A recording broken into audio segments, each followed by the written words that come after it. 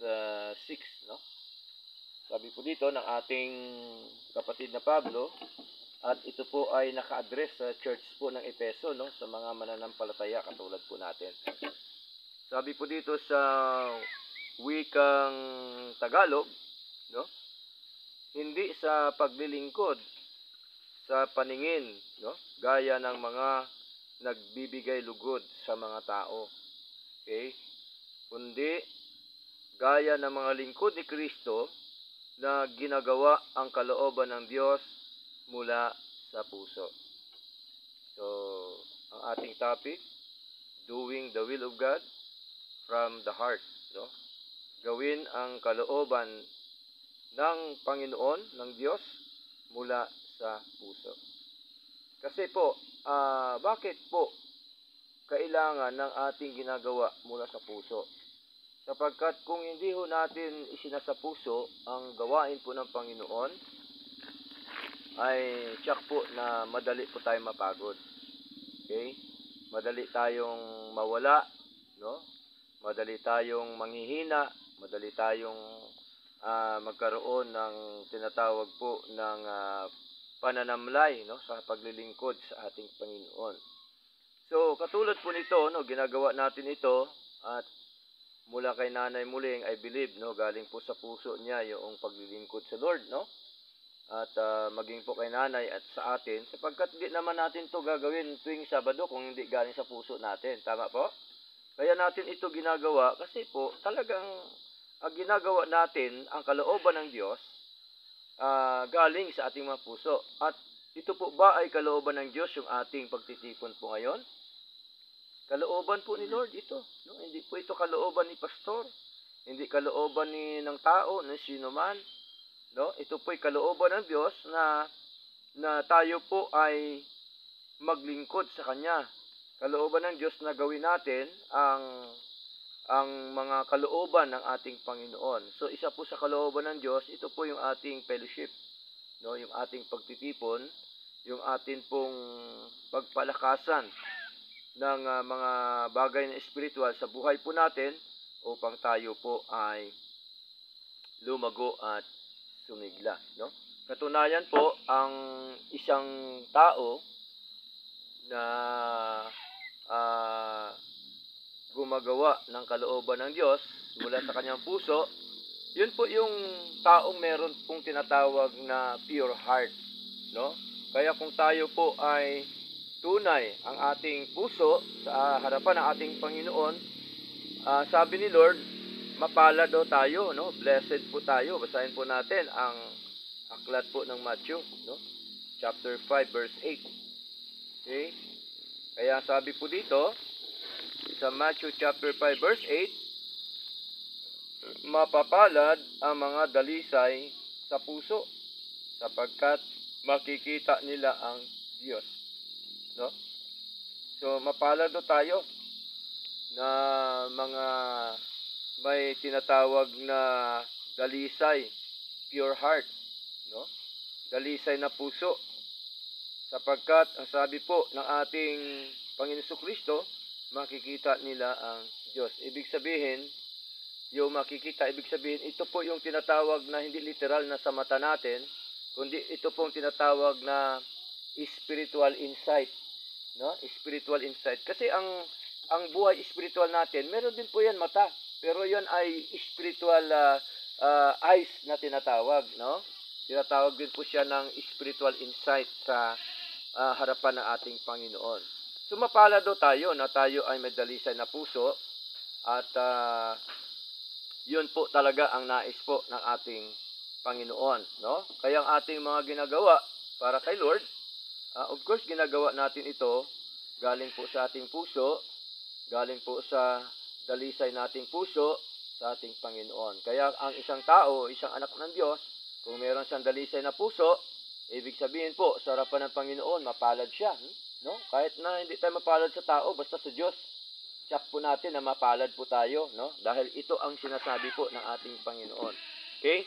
So tayo, bilang anak ng Diyos, bilang naglilingkod sa Panginoon, ay mas sigit nating pinaniniwalaan yung sinasabi ni Lord sa kanyang mga salita kaysa mga sinasabi ng mga tao. no? Masigit nating paniniwalaan ito ang salita po ng Diyos. Bakit? Kasi ang salita ng Diyos, ano po ito? Tunay po ito na salita ng Panginoon, no? At higit pa po ito sa ginto't pilak, no? Kaya ang sabi po sa Proverbs chapter 30 verse 5 na ang salita ng Diyos ay dalisay na salita. Okay? So, napakahalaga na makita ho natin na ang ating pong paglilingkod na ito ay ginagawa natin ang kalooban ng Panginoon. Ito po ay galing sa ating mga puso at ginagawa natin ito para po sa ating Panginoon, hindi po sa mga tao. Okay? Kaya ang issue lagi po, puso no? Puso po. Kaya dapat yung puso na tinuturo ng Panginoon, siya po ang dapat po nating sundin, no? Sa ating paglilingkod sa Lord. Kasi may katuruan po si Lord na ito dapat ang puso na magiging puso natin. At may tinuturo din po siya na hindi dapat yung ganung puso, no? Na mga masasamang itinatanim sa puso. So ayaw po ni Lord yan. Gusto ni Lord, yung puso natin ay dalisay na puso, tunay at totoong puso, at ginagawa natin ang kalooban ng Diyos mula po sa ating mga puso. Kaya po, si Lord nag-ano sa atin, nananawagan po sa atin, no? Sa Matthew chapter 11. Ano po yung pananawagan ni Lord, no? Ay panawagan po si Lord sa atin na dapat po natin makita, no? Sa ating paglilingkod na ito, Matthew chapter 11 verse 28. Ano po yung pananawagan ni Lord sa atin? Pananawagan po niya sa mga anak po ng Diyos, no? Sabi ni Lord sa wikang Tagalog sa verse 28, lumapit sa akin lahat kayo na nagpapagal at nabibigatang lubha, at bibigyan ko kayo ng kapahingahan. So, lumapit po tayo sa Lord kasi wala naman po talaga tayo ibang lapitan kundi yung ating Panginoon, no? Kaya ang sabi po dito ni Lord, siya mismo ang nagsabi po dito na lumapit sa akin lahat kayo na nagpapagal at nabibigat ang lubha. So, ano man ang mga kabigatan sa puso natin, sa buhay po natin, ilapit natin sa Lord, tama? Ibigay na natin sa ating Panginoon sa magitan po ng ating panalangin, sa pamamagitan po ng ating pagsunod, no, sa mga salita ng ating Panginoong Diyos na buhay. Kaya sabi ko dito, pasanin ang aking pamatok. Yung pamatok, ito po yung mga kautusan ni Lord, no? Kailangan natin pasanin, kailangan natin panghawakan, kailangan natin paninindigan ang pamatok, which is the commandment of our Lord, no? Pasanin ang aking pamatok sa inyo at matuto sa akin. Gusto kasi ni Lord matuto tayo sa Kanya, no? Kasi kung tayo ay natuto sa Panginoon, nagagawa natin yung mga kalooban po ng ating Panginoon sa buhay po natin. Sabi pa po ni Lord, sapagkat ako ay maamo at mapakumbabang puso. O si Lord nga, merong pakumbabang puso. Lalo pa kaya tayo na mga anak po ng Diyos, no? Lalo pa kaya tayo na bilang tao, no?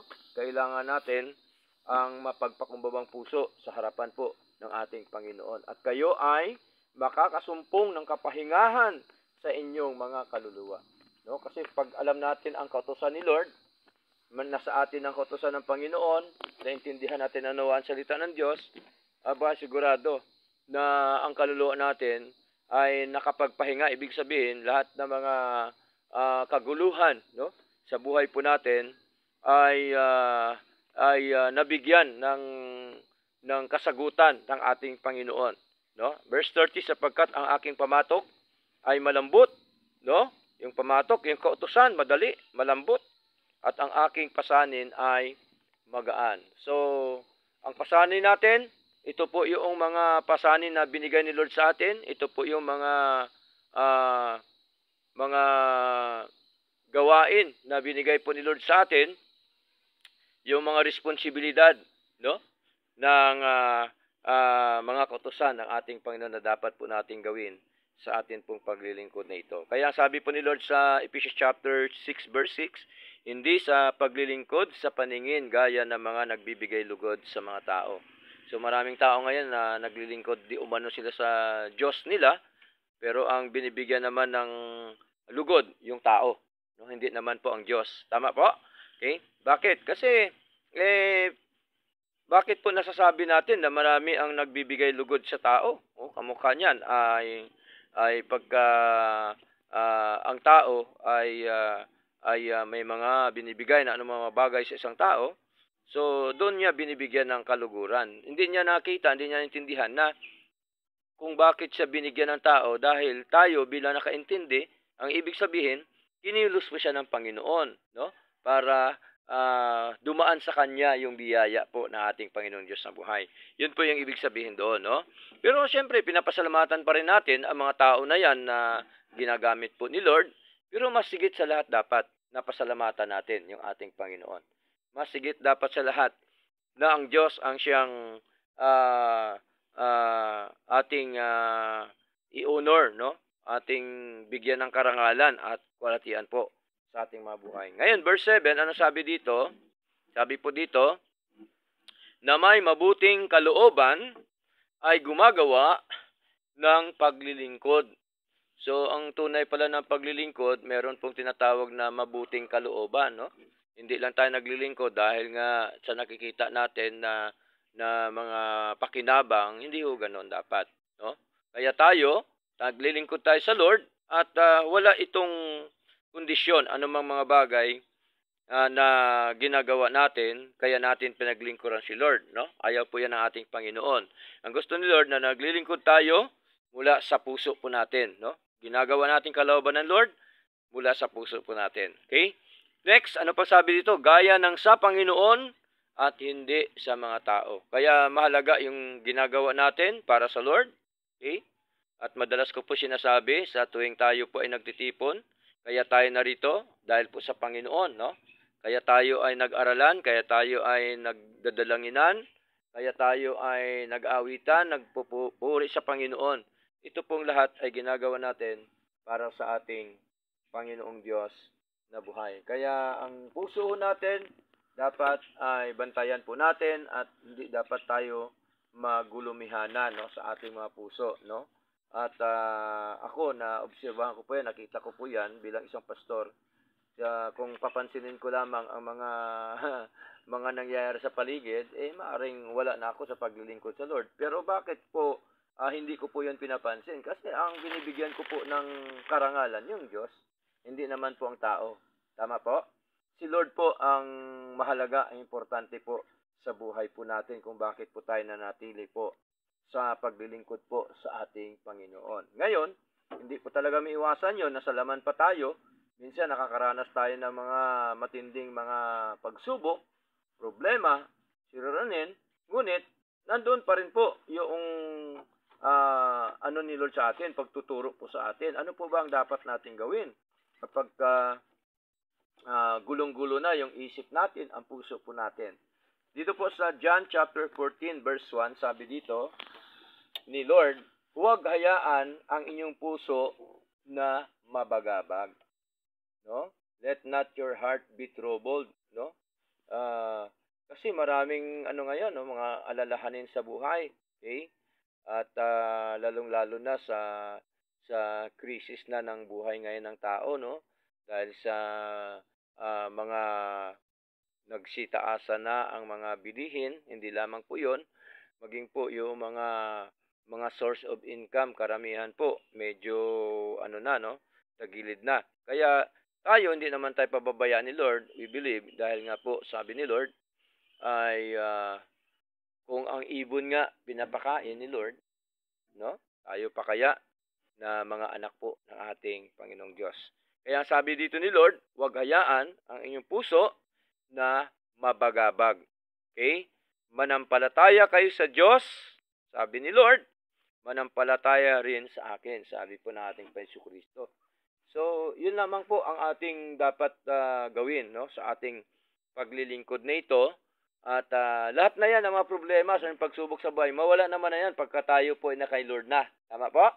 Dito lang po yan sa lupa Dito lang po yan kasi nabubuhay pa po tayo. Natural lamang po yan kasi nasa laman pa po tayo. Nakakaranas po tayo ng mga sakit, no? nakakaranas tayo ng karamdaman, nakakaranas tayo ng mga pagsubukan, nakakaranas tayo ng struggle, nakakaranas tayo ng paghihirap. Natural po kasi nandito po tayo sa lupa ngayon, no, sa mundo. Pero pagka tayo po ay nasa Lord na, yun po ang katagumpayan natin sa ating Panginoon. Kaya nga, sabi po ni Pablo sa 1 Corinthians chapter 15, victory in Jesus, no? Katagumpayan po ay sa ating Panginoon. Okay? So, maliwanag po 'yon na mahalaga lamang ang gusto po ni Lord sa atin na ang puso natin ay concentrate, bukas, no, sa mga kalooban ng ating Panginoon. At gagawin natin ang lahat habang tayo nabubuhay sa mundong ito ay gawin natin ang kalooban ng Diyos na nanggagaling po sa ating mga puso. Kasi pagkagaling sa ating mga puso, hindi mo na mararamdaman yung pagod, tama?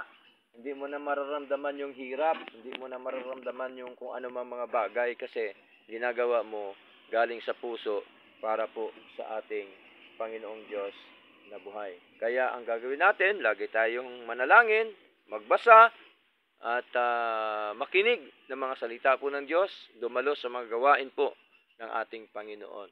Kaya salamat po sa Lord, no, sapagkat ang gawain po sa lugar na ito, kahit po tayo lang nagpapatuloy po, sapagkat ito po ay ginagawa natin galing po sa ating mga puso para po sa ating Panginoon. Okay? So purihin po ang Diyos at tayong lahat po ay mag-pray na po sa Panginoon.